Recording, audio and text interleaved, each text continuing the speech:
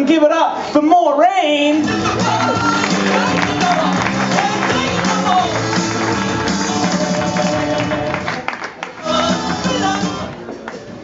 Woohoo!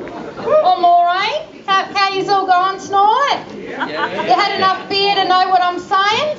Right, no worries. I'll just remind you all, it is a Monday. The problem with Mondays is they're crap, but they keep coming back. And that was God who did that. Problem was he also created eternity. And then he created infinity. So it doesn't really matter, you get over a Monday and then it just keeps on coming back. He hasn't worked out how to get rid of them yet. God's an interesting thing. I love God. And he probably loves all of you, but he probably doesn't remember all of you. He remembers me. He made me special, as you can see. He made you all different, you know, so that you could be special. So some of yous are short. Some of yous are rubbing your chin. Some of yous is just plain ugly, love. But I wouldn't worry about that. Just because you're ugly don't mean God don't love you. He's a love. As you can see, I went and got my hair done real proper and nice. I went down to Parabanks 3 days ago. Yeah, it was a poofter who did my hair. Poor bugger. He drives a Sigma. Anyone here drive a Sigma? No? Good. It's got Mitsubishi written all over it. Full of poofters. The poor bugger, he got the sack for selling STDs.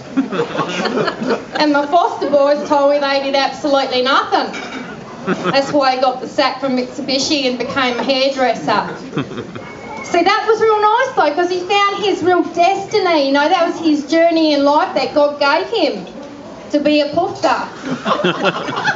And then a hairdresser. So he was made complete. And yeah, so you are all different.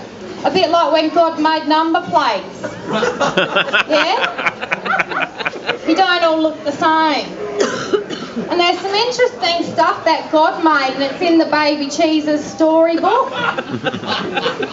Yeah, that's the second one. The first one was Dungeons and Dragons. But the Baby Cheese's storybook, look, that's my personal favourite, and I thought I'd share a story with you. It's about when God made the world. Now, when God made the world, there was nothing, right? But he wanted it to be round. And it was. But some people said it was flat for a long time. They must have just come from a different religion. But it was round. And God had made plants and trees. He made the ocean. It was getting real nice. He made some cute fluffy animals too. Made some people. But he made this like dinosaur. That wasn't a good decision. Dinosaurs eat everything, including all the cute, fluffy animals that you could cuddle. And how was God going to get rid of them? That was a problem. He had to make a decision, love. He hadn't even made the sun yet.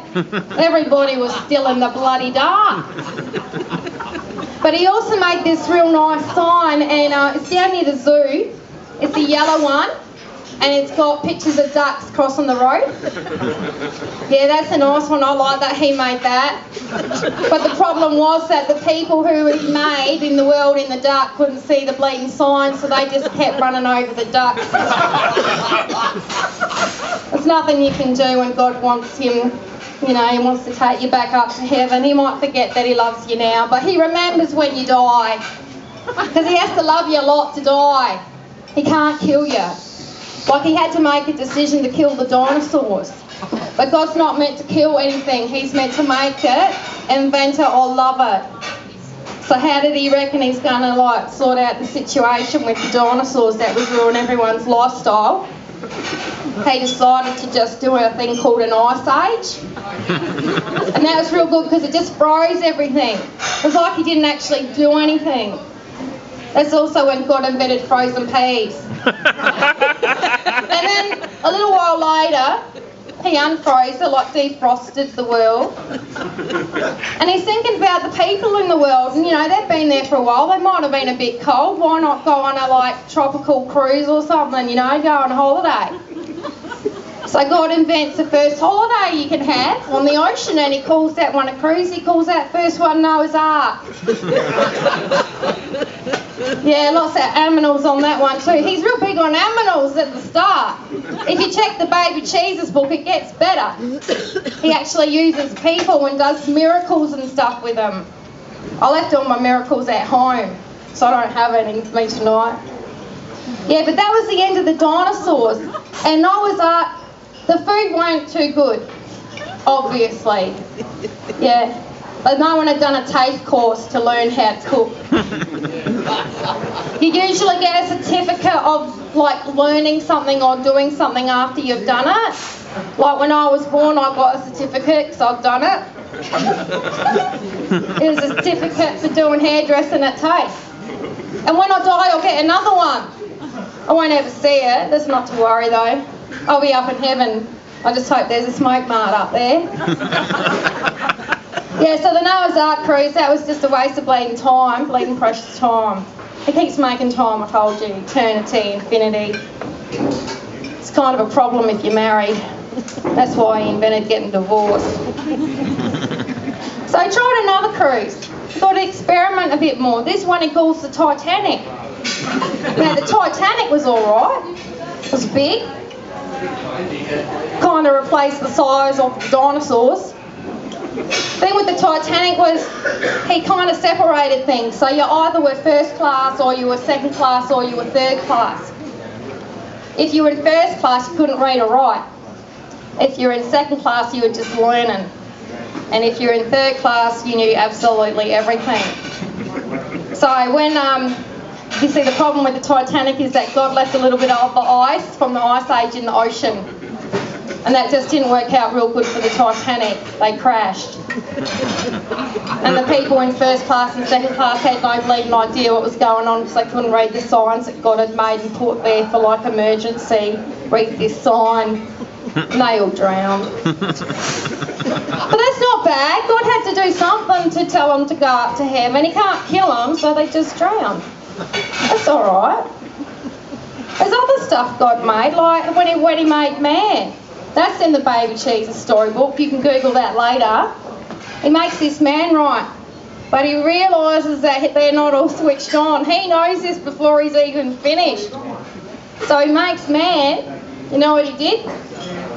Made them piss to stand up. They can only pee if they're standing up.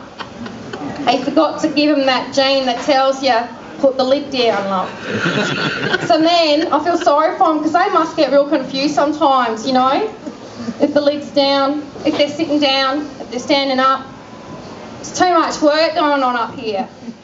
It's about how baby Jesus came into the world the day before Boxing Day.